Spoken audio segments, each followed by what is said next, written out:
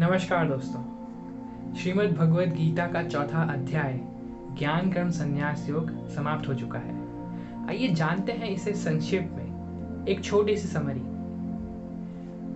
अर्जुन के ज्ञान में विश्वास को बढ़ाने के लिए श्री कृष्ण इस अध्याय को शुरू करते हैं इसकी महिमा को बताकर कि कैसे प्राचीन काल में श्री कृष्ण ने इस ज्ञान को कई बड़े बड़े संतों को, राजाओं को, यहाँ तक कि आदि काल में सूर्य देव को भी इस ज्ञान के बारे में बताया था। इस बात को सुनकर तो अर्जुन चौंक गया था।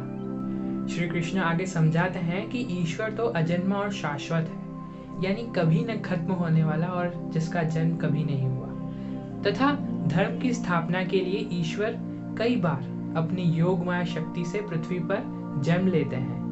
जो आप, मैं और हम सभी जानते हैं कि ईश्वर के कई अवतार इस पृथ्वी पर धर्म की स्थापना के लिए आए हैं। उनका जन्म, उनके कर्म और उनकी लीला तो दिव्य है, और इस बात को जो जान लेता है, जो समझ लेता है और सच्चे मन से उनकी भक्ति करता है, वो ईश्वर से जुड़ जाता है, वो ईश्वर को प्राप्त कर लेता है और इस जन्म और मृत्यु के चक्कर से छूट जाता है।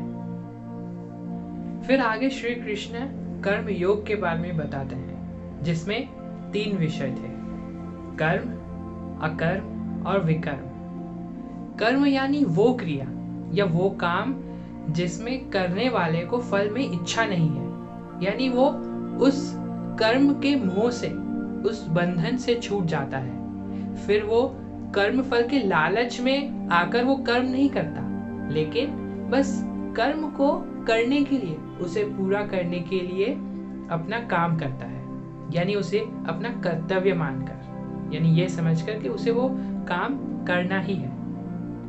और ऐसे कर्म को करते समय हमारी नीयत, हमारा इंटेंशन साफ होना चाहिए।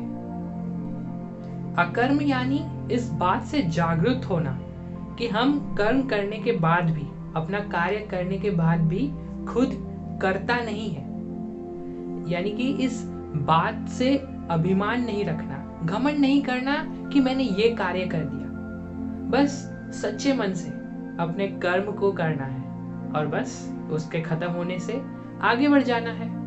दूसरा कर्म कीजिए, उस पहले वाले कर्म के बंधन में मत रहिए, बस सच्चे मन से अपना कर्म करते रहिए। विकर्म वो अशुभ कर्म है जो हमारे शास्त्रों के अनुसार हमारे लिए हानिकारक होते हैं, और ऐसे कर्म, ऐसे अशुभ कर्म यानी विकर्म को करके हमारी आत्मा को भी नुकसान होता है, हमारे आत्मा की वैल्यू कम हो जाती है। हमारे जो भी कर्म है, जो भी कर्तव्य हैं, उन्हें बिना कोई डाउट्स के साथ, क्लैरिटी के साथ, सच्चे मन से बस पूरा करना है। कर्म योगी कौन है?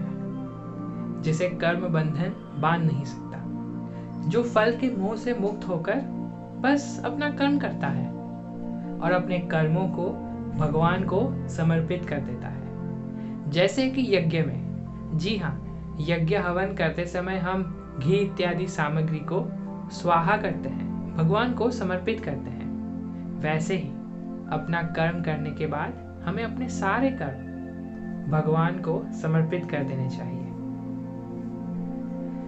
श्री कृष्ण कहते हैं कि ऐसे ज्ञान को एक सच्चे आध्यात्मिक गुरु से ही प्राप्त करना चाहिए, जो ईश्वर साक्षात्कार है, यानी जो जानता है, जो समझता है कि ईश्वर कौन है। आखिर में श्री कृष्ण अर्जुन को ज्ञान की तलवार से अपने सारे डाउट्स को दूर कर फिर से उठने का आह्वान करते हैं और एक योद्धा के रूप में अपने कर्तव्य निभाने के लिए उसे प्रेरित करते हैं। तो ये था संक्षिप्त वर्णन चौथे अध्याय ज्ञान कर्म संन्यास योग का। मिलते हैं 5वें अध्याय में। जय श्री कृष्ण।